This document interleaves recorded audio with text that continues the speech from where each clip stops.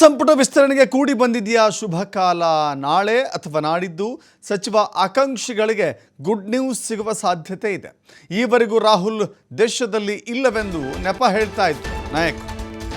ರಾಹುಲ್ ಗಾಂಧಿ ವಿದೇಶದಲ್ಲಿದ್ದಾರೆ, ವಿದೇಶ ಪ್ರವಾಸದಲ್ಲಿದ್ದಾರೆ. ವಿದೇಶ ಪ್ರವಾಸವನ್ನು ಮುಗಿಸಿಕೊಂಡು ಬಂದ ಬಳಿಕ ಈ ವಿಸ್ತರಣೆ ಆಗುತ್ತೆ, ವಿಸ್ತರಣೆ ಮಾಡ್ತೀವಿ ಅಂತ ಅಂದುಕೊಂಡಿದ್ದು.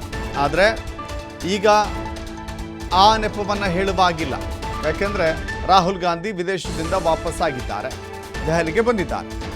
ನಾಳೆ ಅಥವಾ ನಾಡಿದ್ದು ಸಚಿವಾಕಾಂಕ್ಷಿಗಳಿಗೆ ಗುಡ್ ನ್ಯೂಸ್ ಸಿಗುವ ಸಾಧ್ಯತೆ ಇದೆ.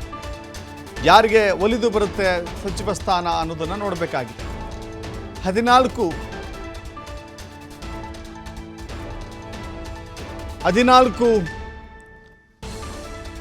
ಪೋರ್ಟ್ಫೋಲಿಯೋಗಳನ್ನು ಹಂಚಿಕೆ ಮಾಡಲಾಗಿದೆ.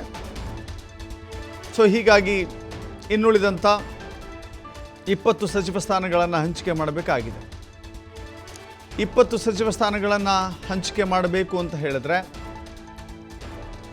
ಅನೇಕ ಅಂಶಗಳನ್ನು ಇಲ್ಲಿ ಪರಿಗಣನೆಗೆ ತೆಗೆದುಕೊಳ್ಳಬೇಕಾಗತ್ತೆ. ಜಾತಿವಾರು, ಧರ್ಮವಾರು, ಸಮುದಾಯವಾರು, ಪ್ರದೇಶವಾರು, ಹೀಗೆ ಎಲ್ಲ ಕಡೆಗಳಿಂದಲೂ ಕೂಡ ನೋಡಬೇಕಾಗತ್ತೆ. ಹೀಗಾಗಿ ಡಿ ಕೆ ಶಿವಕುಮಾರ್ ಹೈಕಮಾಂಡ್ ಅಳೆದು ತೂಗಿ ಎಲ್ಲವನ್ನೂ ತಕ್ಕಡಿಗೆ ಹಾಕಿ ಮುಂಬರುವ ವಿಸ್ತರಣೆಗೆ ಸಜ್ಜಾಗ್ತಾ ಇದೆ ಸರ್ಕಾರ. ಮುಖ್ಯಮಂತ್ರಿ ಡಿ ಕೆ ಶಿವಕುಮಾರ್ ಜೊತೆಗೆ ಹೈಕಮಾಂಡ್ ಕೂಡ ಚಾತಕ ಪಕ್ಷಿಗಳ ರೀತಿಯಲ್ಲಿ ಕಾಯ್ತಾ ಇದ್ದಾರೆ. ಅನೇಕ ವರ್ಷಗಳಿಂದಲೂ ಕೂಡ 3 ವರ್ಷಗಳಿಂದ ಕಾಯ್ತಾ ಇದ್ದಾರೆ.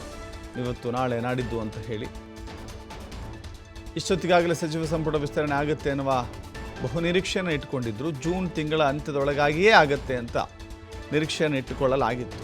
ಬಟ್ ಅದು ಸಾಧ್ಯವಾಗಿಲ್ಲ. ಈಗ ಜುಲೈ ತಿಂಗಳ ಮಧ್ಯದಲ್ಲಿದ್ದೇವೆ ನಾವು. ಈಗಲಾದರೂ ಅವಕಾಶ ಆಗಬೇಕಾಗಿದೆ. ಸೊ ಹೀಗಾಗಿ ಅವಕಾಶವನ್ನು ಕೊಡುವ ನಿಟ್ಟಿನಲ್ಲಿ ಹೇಗೆ ಕ್ರಮ ವಹಿಸ್ತಾರೆ ಅನ್ನೋದನ್ನು ನೋಡಬೇಕಾಗಿದೆ.